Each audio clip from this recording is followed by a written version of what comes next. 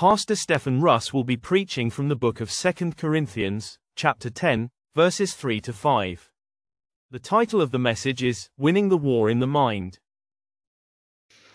So 2 Corinthians 10 verses 3, 4 and 5, it says, "For though we walk in the flesh, we do not war after the flesh. For the weapons of our warfare are not carnal, but mighty through God to the pulling down of strongholds, casting down imaginations and every high thing that exalts itself against the knowledge of God, and bringing into captivity every thought to the obedience of Christ." All right, let's pray. Heavenly Father, thank you for meeting with us this evening.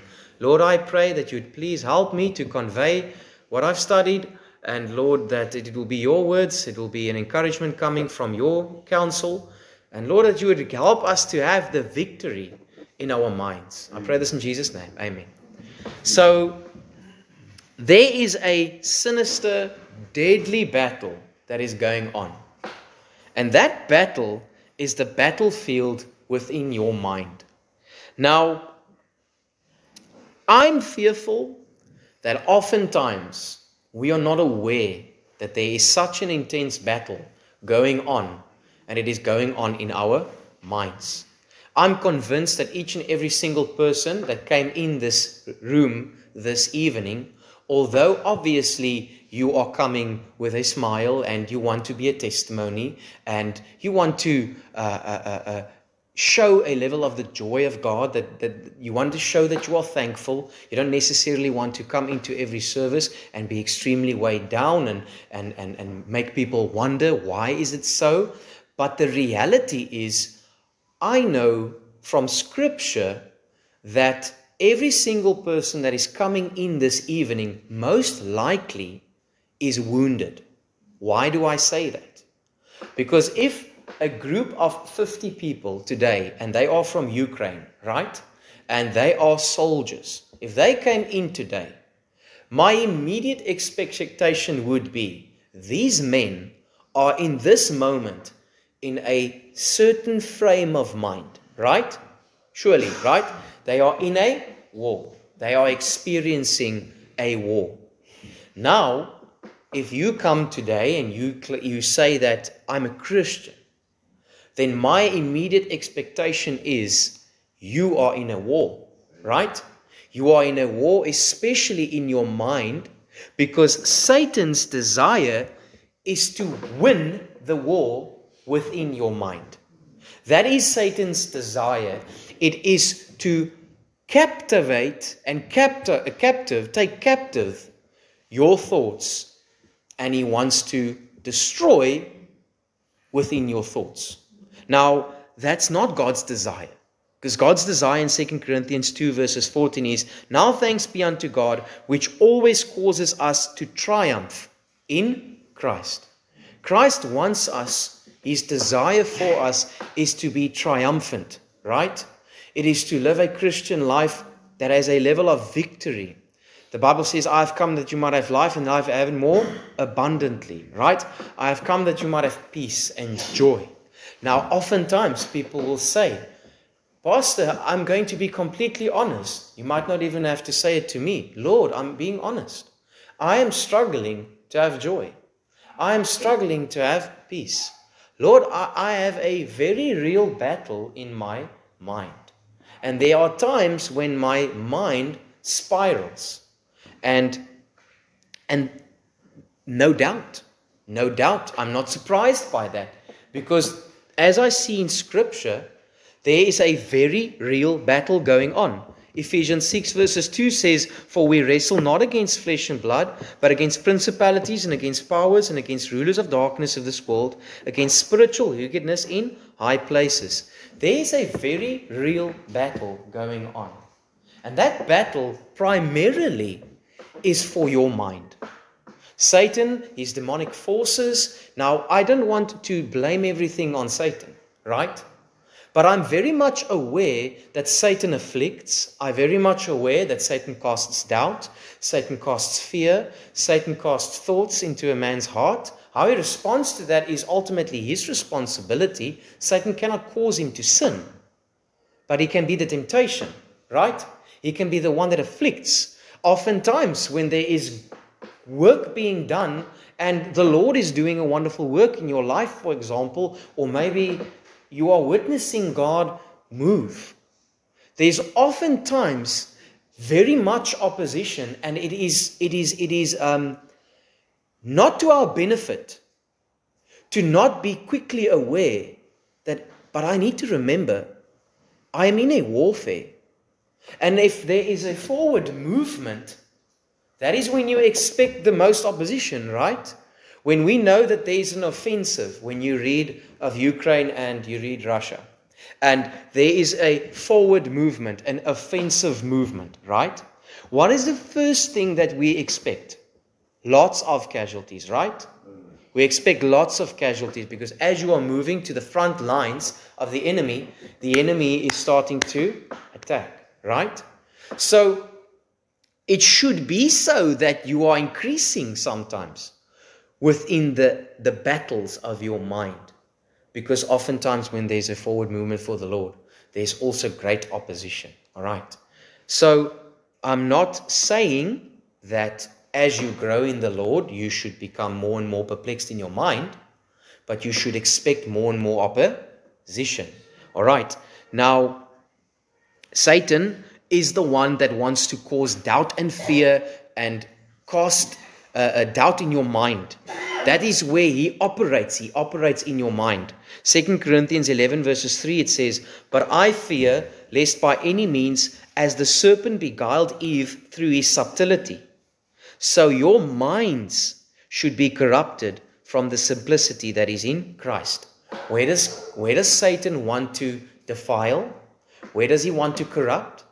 He wants to corrupt in the mind, right? Now you have to understand this very importantly. We need to be careful to blame our brains, because the brain is the organ that functions from what I am thinking. So, for example, if a pianist is playing, right? Is it the piano that is playing the music, or is it the pianist that's playing the music? Right? So, I need to be careful that I don't blame my brain. But my brain is acting out what my thoughts are, right? And then we start to realize that this is also linked to my heart. All right.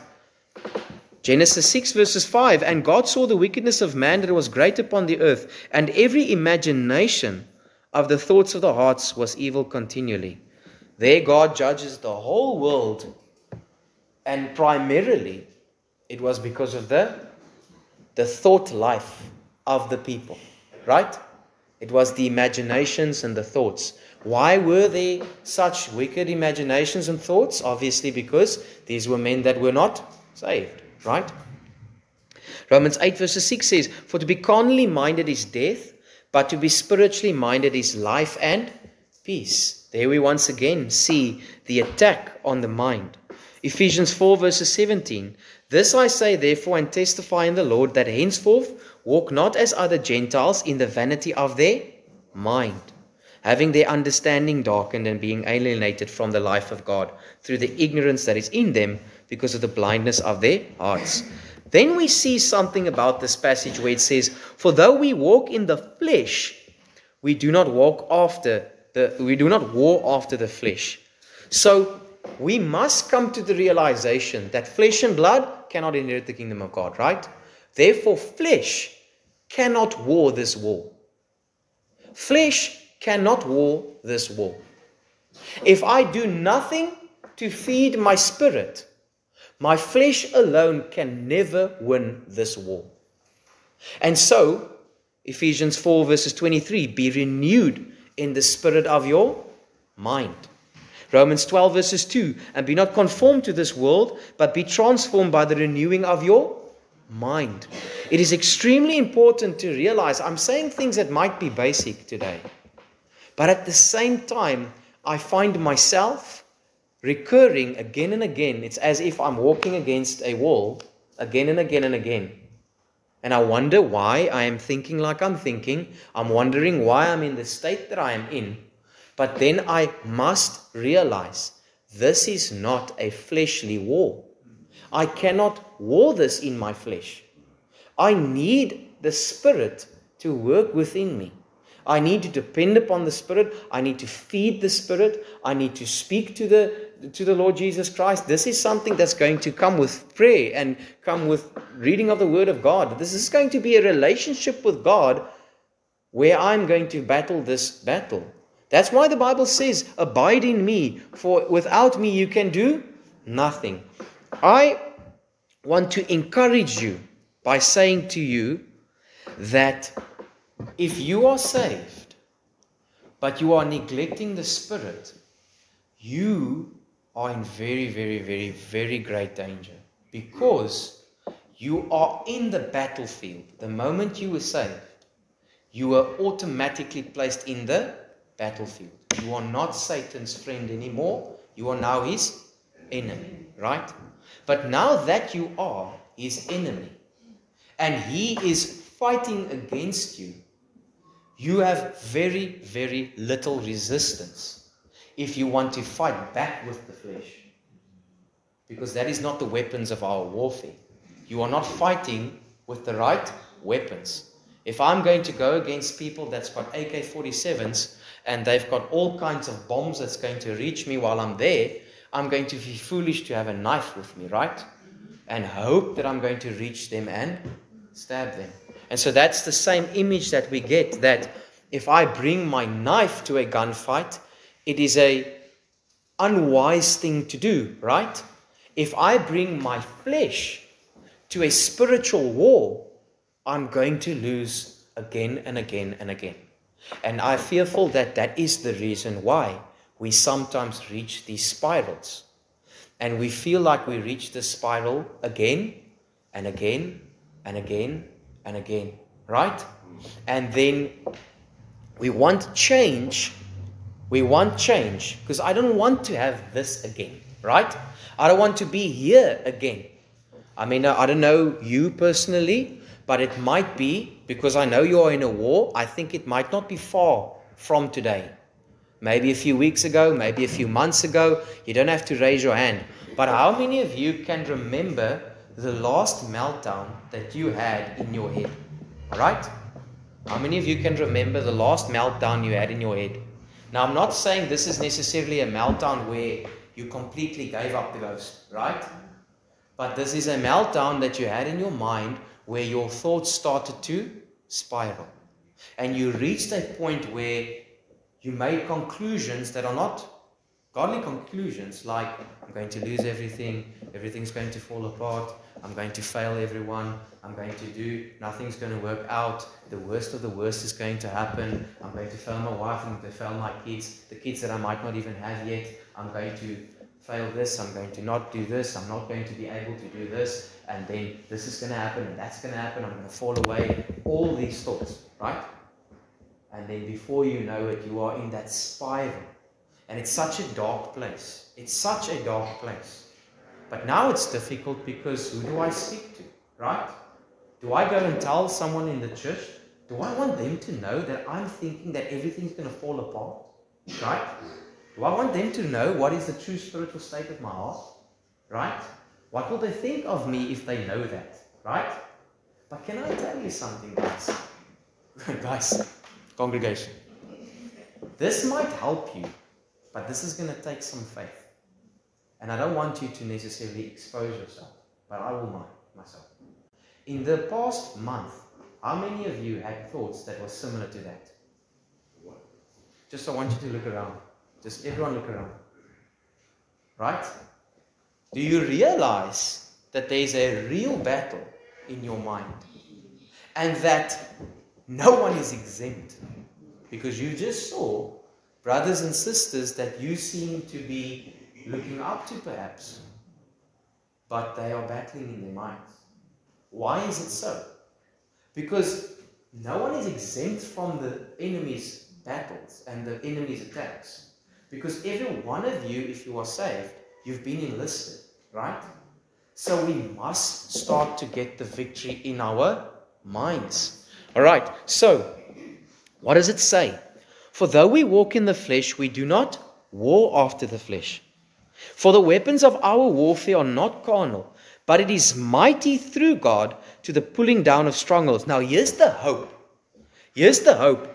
God is saying, the weapons that I am providing for you is mighty. And it is so mighty that it can pull down these strongholds. Now, I want to say something about these strongholds, because that's truly what it is. It is a fortress. It's a stronghold. And when you are in that, you find yourself that you cannot move out of it, right? How do I get a sane mind after these thoughts has occupied my mind? Because it feels to me like there's four walls around these thoughts. And it cannot be that I'm going to get out of this situation because these four walls are bringing me in, right?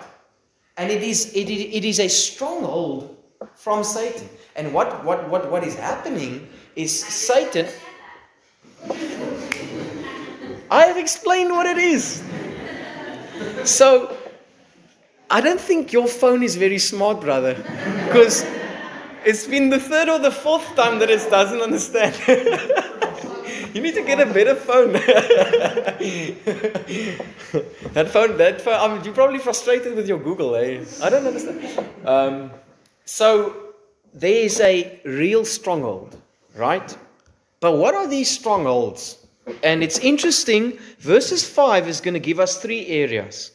It says, casting down every imagination, every high thing that exalts itself against the knowledge of God, and every thought to the obedience of Christ. Now, do you remember there's a passage in the Bible that says, for the lust of the flesh, the lust of the eyes, and the pride of life, right?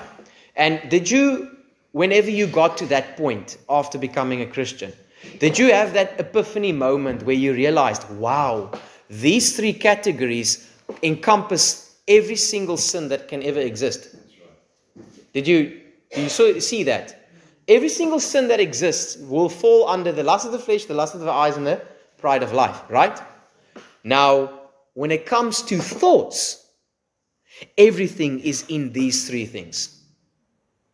Every thought that is going to attack your mind, every stronghold that Satan can have, he's going to have in one of these three areas. It's either going to be in imaginations, it's either going to be something that exalts itself against the knowledge of God, or it's going to be a thought. Now, this is how these three areas work together. The one is related to my fears, related to my thoughts, related to my anxieties, right? The other one is related to knowledge. It's related to knowledge that is against the word of God, that Satan then uses to cast doubt. What did he use when he used false knowledge to attack Eve, right? He gave her false knowledge, right? Then there's also prideful thoughts, thoughts that cause contention, thoughts that cause envy, right? Now, in every one of those areas, you are vulnerable to the stronghold of Satan. Whether it is that you have a lack of knowledge in something because Satan has distorted that knowledge. So that could be anything, but it is primarily Bible knowledge, right? If I do not know certain things about the Bible, I am vulnerable to the strongholds of Satan. Oftentimes a person will bump their heads until they go to the Bible, they read the truth of the Bible, the truth of God gets exposed to his eyes, and Satan's stronghold is taken away. Right? Let's give you an example. Let's say there's someone that is convinced that you can lose your salvation. Right? And that person is in perpetual fear. I can lose my salvation. I can lose my salvation. Right? And then he comes to the perfect knowledge of God when it comes to that area, or he comes to the knowledge of something else, right? Let's say, for example, this person is convinced that he needs to have spiritual sign gifts to prove that he was saved. But he's battling and he doesn't see it and he doesn't get the understanding of it, and he feels like he does not have the Lord Jesus Christ, right? But now he comes to the Word of God, and the Word of God comforts him, and then he realizes that this is a false teaching, right? What immediately gets broken? The stronghold of Satan, right? So ignorance, oftentimes, Satan can use as a stronghold, right? Then when it comes to imaginations and prideful thoughts, I am prideful about something, but or I'm bitter about something, and then in my mind I'm thinking that I'm winning, right? But I'm not. Satan has a stronghold. Because I think that it is outward, right? I'm bitter or angry or whatever towards that person. But those thoughts are occupying my mind, right? People get angry against other people, right? That person now lives in your mind rent-free every day. You become bitter, you become angry, where you could have had the beautiful picture of Christ hanging on the cross and the beautiful picture of Him at the right hand of the Father, right? That could have been your view and your thoughts. You have this person that you feel is unjust, or this person that you feel is this way or that way, right? And that person occupies your mind. You are the one that is in the stronghold of Satan, right? And then when it comes to thoughts, despair, anxiety, thoughts of things that never will come true, right? Lord, this is what's going to happen. I'm going to lose everything. You are setting me up for the ultimate destruction because you've not done it prior, because you are waiting for it at some present moment, and it's now. It's now. This is the time where I'm going to lose everything, where everything's going to fall apart, right? And I'm in that stronghold of Satan because Satan now has a hold on me. He has a hold on my thoughts. I'm anxious, I'm worried, I'm depressed, I'm double-minded, I'm doubtful, I'm fearful, I'm anxious, right? And Satan has a stronghold. So those are the areas. But now, how do we fight it? It says there, casting down and bringing into captivity. So God desires that we would cast these things down and bring them into captivity, right? The only way that I am going to be able to win the battle in my mind is if I go and I cast down these thoughts and I bring to captive these thoughts and I replace it with truth and the truth of Word of God, right?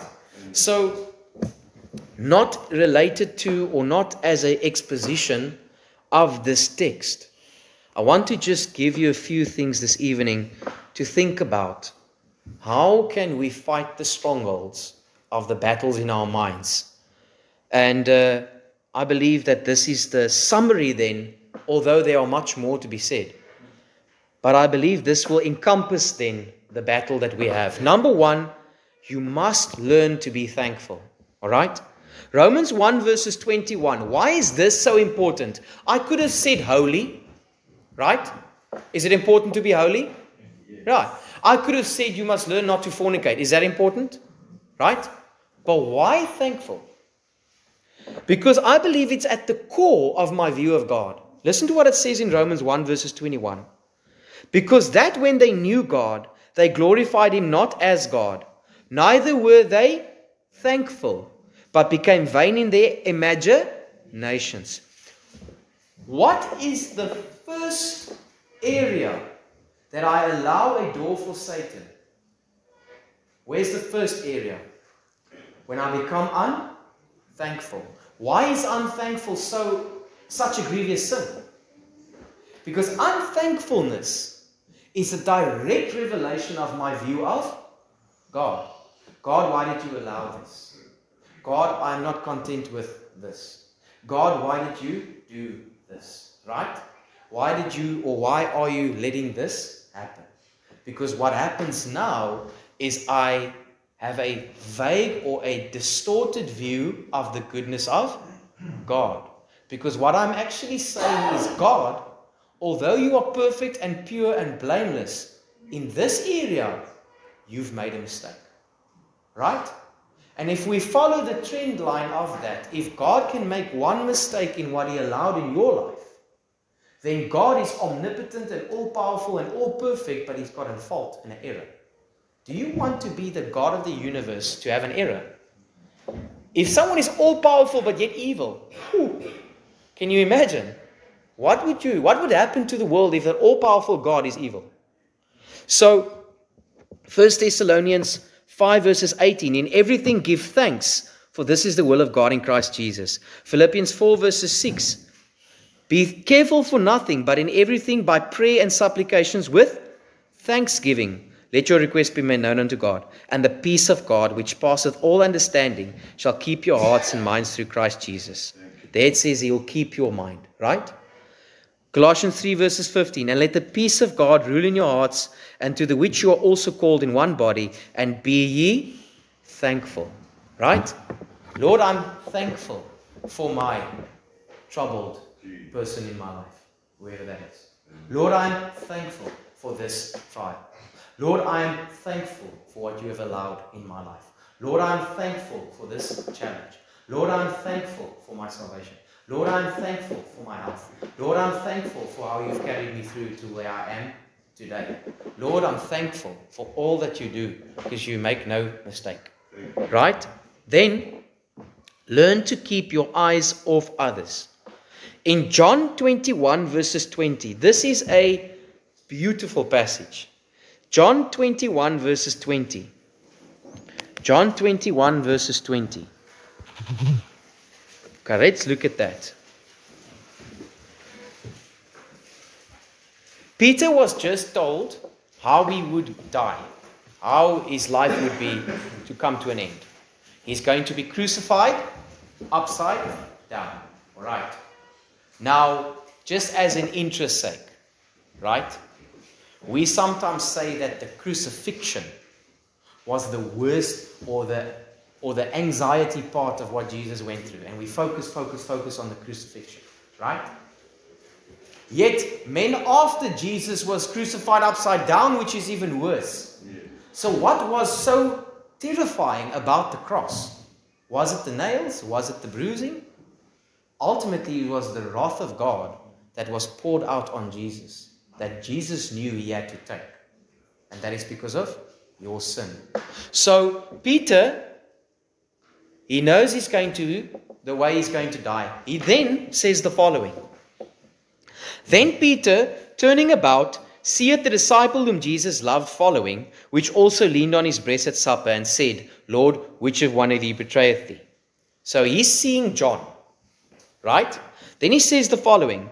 Peter, seeing him, saith to Jesus, Lord, and what shall this man do? Jesus said unto him, if I will tarry till he come, or till I come, what is that to thee? Follow thou me. All right? Now, let me give you an example. Peter has just witnessed, or Peter has most likely in this time witnessed people that were crucified. Right? Peter now comes to the understanding that he's going to die for Christ. Right? And then he looks at John and he says, but Lord, what about him? And Jesus says to him, what is that to thee? Follow thou me. Now, let's ask the question. Now, obviously you'll say no, but in your mind you'll say yes, but you'll say no because you know God. Is it fair that you're a Christian and I'm a Christian, but I will have to die for my faith and you won't? That's not fair. In a human perspective, right? How is that fair? If everyone's a Christian, then Lord needs to treat every Christian the same, right? That to me makes sense, right? Lord, if I'm a Christian and that person's a Christian, then it must be level playing field, right? Why, Peter, why do I need to die, Lord? But what about John, right? And Jesus directs him and he says to him, if I will, what is that to thee? Follow thou me. And oftentimes Satan gets a stronghold in your mind because why? Your mind is focused on others. But Lord, look at this person. But Lord, look at that person. But Lord, this cannot be fair. But Lord, that cannot be fair. And God says, what is that to thee? Follow thou me. I want to give you that analogy again. you had the opportunity of seeing Christ, His glory, His goodness, His majesty, the cross, His love, His mercy. You had the view, or have the view to your disposal of this incredible God, right? But who do you have now in your view? The person that you feel is being, or the person that you feel has a better, whatever. I don't know what it is that you are looking at, but that person has now occupied your mind because there's a perceived unfairness for your heart, right? To your heart. But God says, what is that to thee? Where will we stand one day? We will stand before God alone, right? We won't have people around us on Judgment Day. God says, do not mind what they will go through. You follow me, right? And if I have a single-hearted devotion to God, then I am loose or free from the strongholds of Satan, because Satan would want me to focus on others and what they are going through, or whatever, and then he will defile me because of that. And then his arrows go into my mind. And I am being downcast, and I'm being discouraged, and I'm being frustrated, and whatever else. And Satan says, great, I've got a stronghold in your heart now. I am winning the battle of your mind. All right. Then, be renewed through the word. Be renewed through the word. And be not conformed to this world, but be transformed by the renewing of your mind, that you may prove what is that acceptable, perfect will of God, the good and acceptable will of God. God wants us to be renewed in our mind. Brothers, sisters, if we are going to have any level of success in the battle of our minds, it will never, ever be apart from Bible reading and prayer. Sometimes people will go through the same perpetual problems year after year after year, right? And they feel like they're just discouraged year after year after year. But I will promise you this, until you reach that point where you sit yourself down and say, God's word, time with Him, intimacy with Him, you will perpetuate that stronghold. That stronghold will be there year after year after year after year.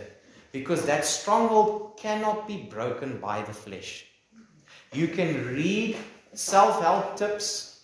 You can scan across a TikTok video as you were scanning, and that TikTok video says you have perpetual procrastination, and download this live app or whatever, and this is going to help you. Or you try and research and understand yourself a little bit better, and then you will read a secular article, and then there's this level of relief because you realize that, oh, this is what's wrong with me. This is why I feel this way. I might have this, I might have that. But the reality is that's going to be seasonal. For a day or two or a week or so, you might have a bit of relief and say, okay, this is what's wrong with me. But the problem is there's still something wrong with me.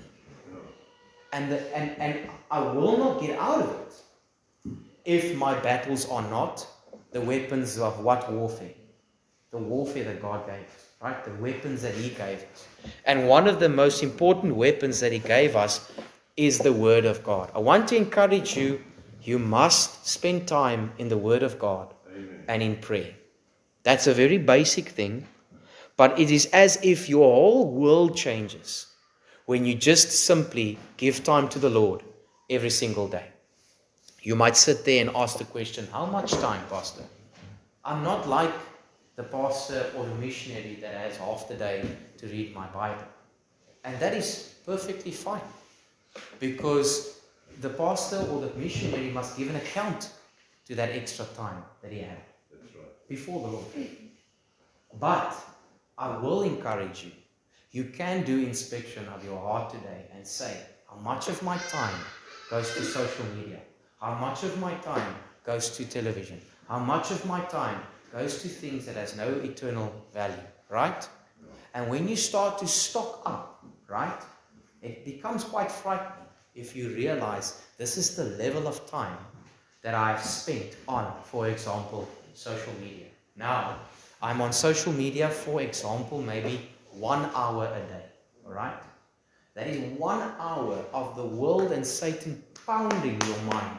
Bam, bam, bam, bam, bam, bam, bam, bam, bam, bam, bam. And then I've maybe missed 1 or 2 days, and then the third day I feel guilty and I read a little Bible, and then I read again maybe 2 days later. But I've been pounded by the world. That is not a good place to be. That will cause Satan to have a stronghold in your mind. He's starting to develop and shape the way you think. Because when I'm in the Word, I become God-minded. I think like the Lord. I act like what I'm seeing. As I'm thinking, that's what I'm becoming, right? I'm dwelling on the Word of God. That is my delight all day and night. It is something that I am growing in my love and desire for. I delight in the Word of God. I rejoice in the Word of God. I rejoice in Him. I rejoice in His presence. And as I'm doing that, the Lord is starting to lift these burdens of my mind. He's starting to reshape the way I think. Then sanctify the Lord.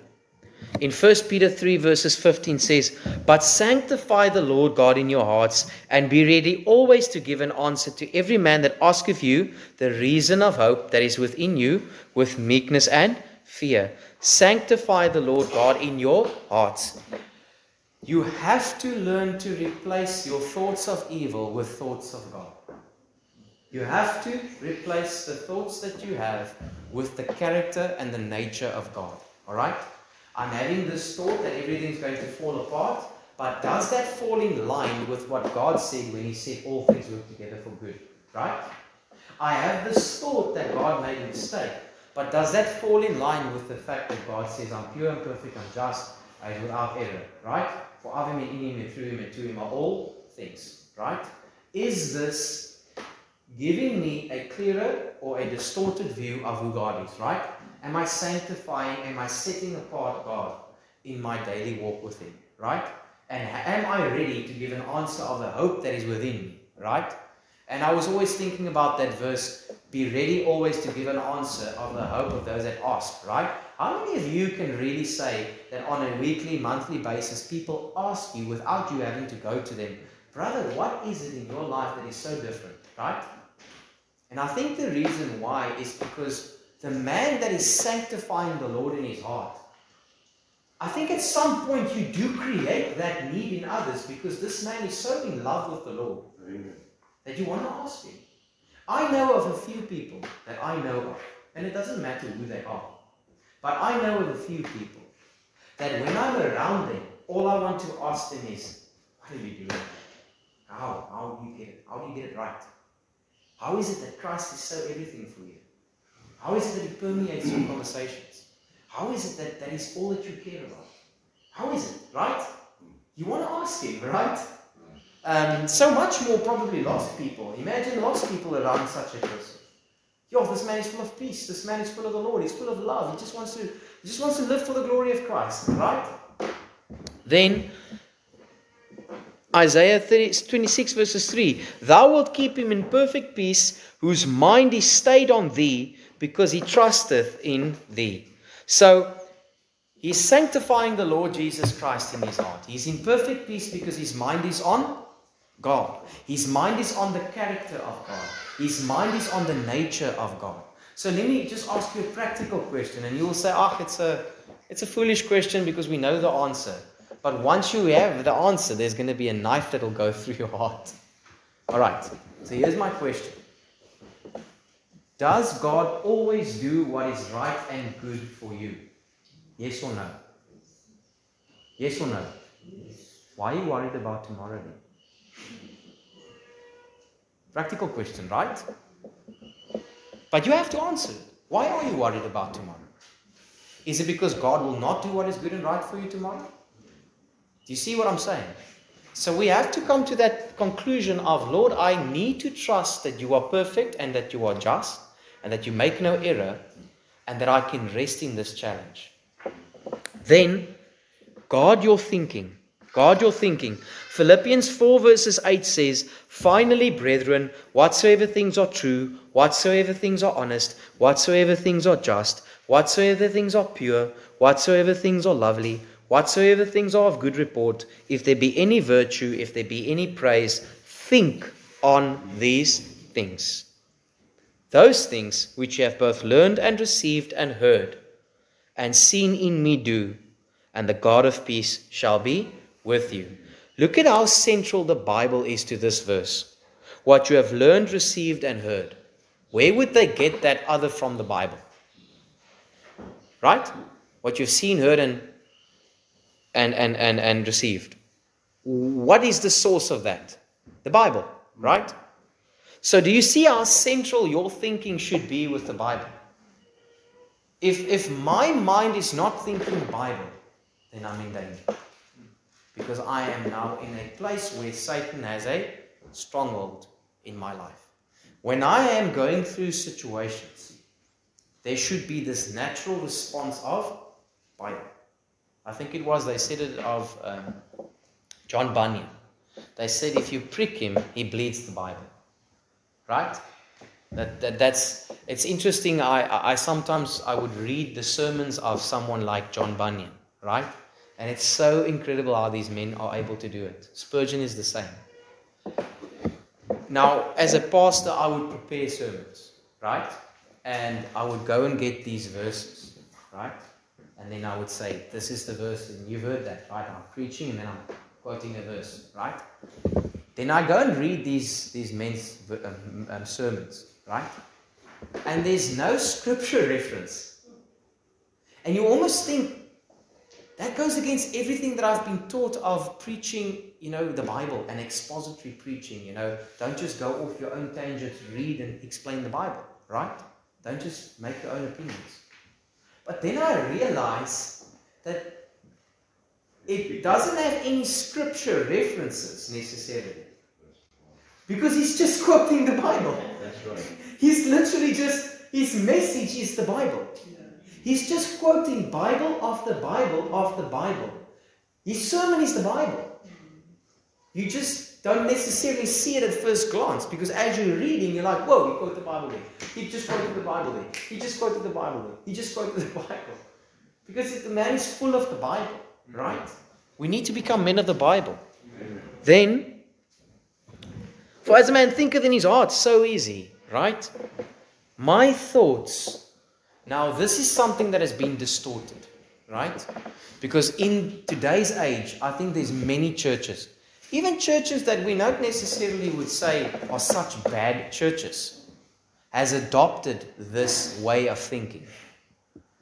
And that is the thinking of your words speak life, right? So, if you speak health over yourself, you will get healthy. If you speak positive things, these things will come true. Whew, that's a difficult one. Because it is true and not true. It's absolutely heresy, but there's also truth in it.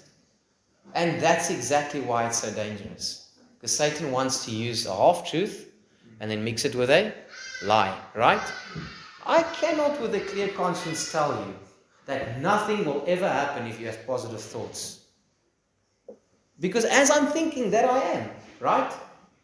If I am negative, if I am discouraged, if I am thinking on the things of this world, if Satan has a stronghold in my mind, then I am going to become depressed and anxious and frustrated, and I am going to become defeated. I am going to struggle as a Christian. There is a very real link to my thoughts. And if I'm rejoicing and I'm thinking about the Lord and I'm focused on Him and I am dwelling upon Him and I'm thinking godly things, then yes, there is the expectation that the God of peace will guard my mind, right? Because I'm stayed on Him, right? That does not mean that if I continue then to focus on Him, then He's going to start to add the blessings to it, Think of car. I remember a preacher once that said something like that. Just think continually. Isn't it Joyce Myers that said that? She said, just continually think about the car, and then eventually you'll have the car, right? Because you are thinking these things into existence, right? Now, once again, that is another stronghold, because there are certain people that listen to these sermons and they believe it, because teaching needs to remove such thinking, right? There's a stronghold that Satan has because of the lack of knowledge. But ultimately what it comes down to is that your thinking has a tremendous impact on you as a person. What you consistently think of will become the character and the nature of who you are. If you are consistently negative and you are consistently downcast and you are consistently seeing the negative side of something, that's going to start to shape the person that you are. It's going to shape the way your marriage goes. It's going to shape the way you raise your children. It's going to come through in your children at some point. Maybe not in 10 years or 20 years. At some point it will come through.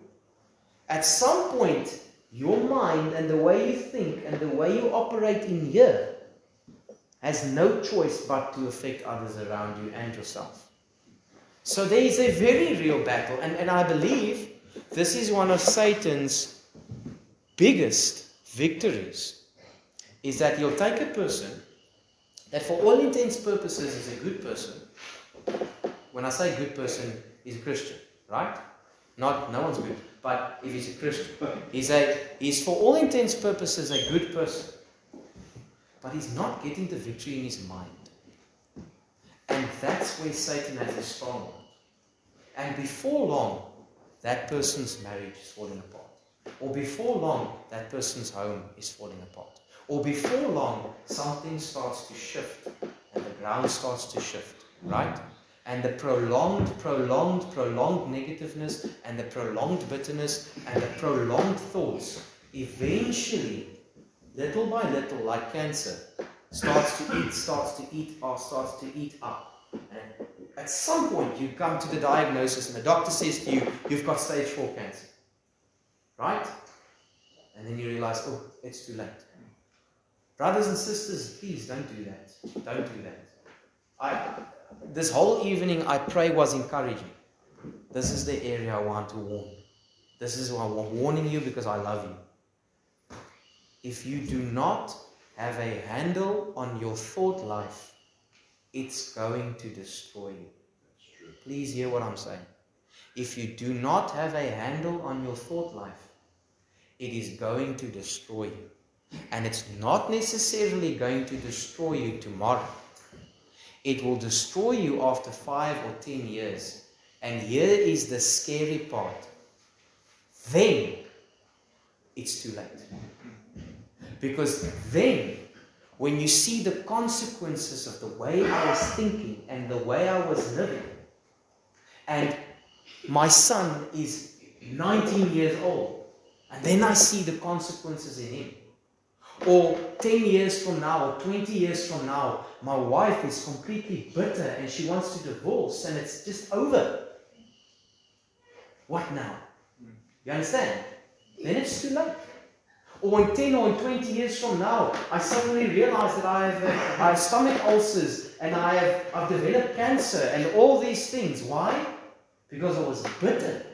Because I was angry. Because I was anxious every single day of my life. Right? And now I have to face the consequences. Now I want to reverse and pull back and read my Bible extra hard today, right? Let's read 5 more chapters today because I haven't been reading my Bible. I haven't been thinking positively. I haven't been trusting the Lord. Pray 6 times today now because I need to pull this back, right? It's like the person that didn't brush his teeth for 20 years and it starts to fall out. And now suddenly he wants to brush what is left, right? 6 times a day. 7 times a day, but it doesn't matter anymore because my teeth are rotten. It's too late. Right? Please, brothers and sisters, tonight, let it not be too late in 10 years from now and in 20 years from now. Here's a loving warning. If you are not right in your mind, then you need to seek the Lord tonight.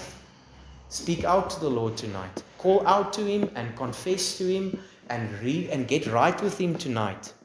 And then work on these things. How do you feel? You might sit here and say, this is it. You might sit here and say, Pastor, almost feels too late. The way my mind is going, I don't even know where to start. Right? Then all I can encourage you is just start where you are at now.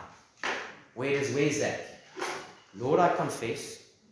Tomorrow I'll wake up and read my Bible. I will spend time in prayer. I will seek you, I will sanctify you, I will try my best to be thankful. I'm going to put my eyes off of everyone else and I'm going to focus on you and who you are and what you've done. And Lord, even if I don't have a feeling tomorrow that I feel better, even if my mind is still rushing everywhere tomorrow, I'm going to do that tomorrow. I'm going to do that the next day. I'm going to do that the next day. I'm going to keep my eyes on the Lord. I'm going to do that in a week and in a month and in 2 months and in 3 months and in 6 months. And eventually I'll start to see the clouds go away. And eventually I'll start to see light. And eventually these dark clouds start to subside. And before I know it, Lord, I'm free. And when you're free, stay there. And don't run back. Right? When you're free and you realize that I can be free, then you stay there. You stay with the Lord. You stay with your eyes fixed on Him. Because I promise you, neglect Him, you'll get back to where we were. Neglect Him again for another 6 months, you'll be back to square one again. You'll be back with that frame of mind. You'll be back in your despondency. You'll be back in your negativeness. And you'll just spiral out of control again. Alright, sanctify the Lord Jesus Christ in your hearts. Let's pray. Heavenly Father, we thank you for this time together, Lord. I thank you for each and every one that is here, Lord. I apologize for the time, Lord. I pray that this evening was helpful to everyone here this evening, Lord. Thank you for bringing in your people, Lord.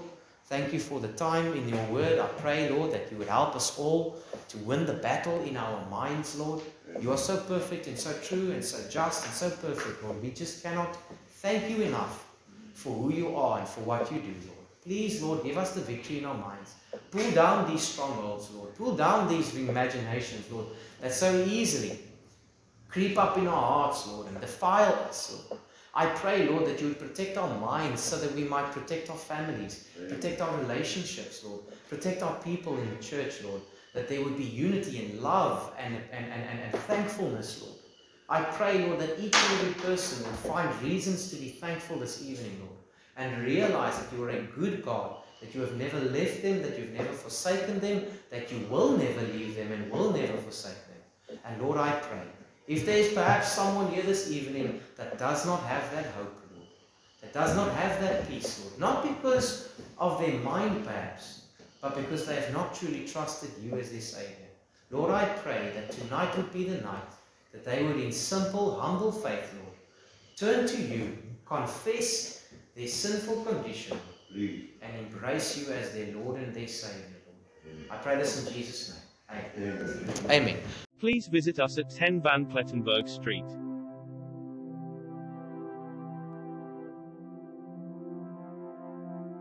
Or call us on 060 970 6744.